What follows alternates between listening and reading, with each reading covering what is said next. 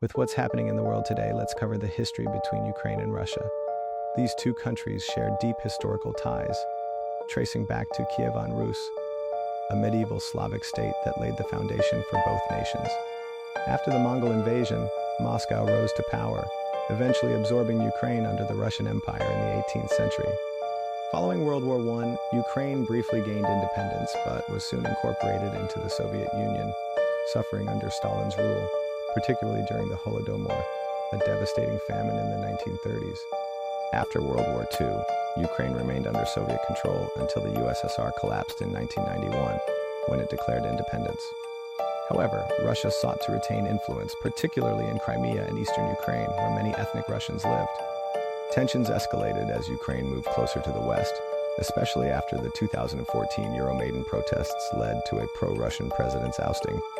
In response, Russia annexed Crimea and backed separatists in Donetsk and Luhansk, sparking conflict.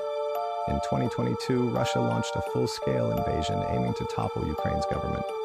However, Ukrainian resistance, bolstered by Western military aid, halted Russian advances.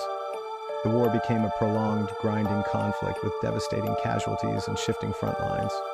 As Ukraine fights for sovereignty, the war has reshaped global politics, deepening divides between Russia and the West while solidifying Ukraine's national identity and resilience. This ongoing narrative not only highlights the complexities of the relationship between Ukraine and Russia, but also underscores the importance of resilience and unity in the face of adversity. As the conflict continues, the deep-rooted historical ties and current struggles illustrate a narrative of resilience, sacrifice, and the quest for sovereignty that will shape the future of both nations. The role of media in reporting the truth remains crucial, while Ukrainian culture continues to thrive, serving as a beacon of hope and identity during these challenging times.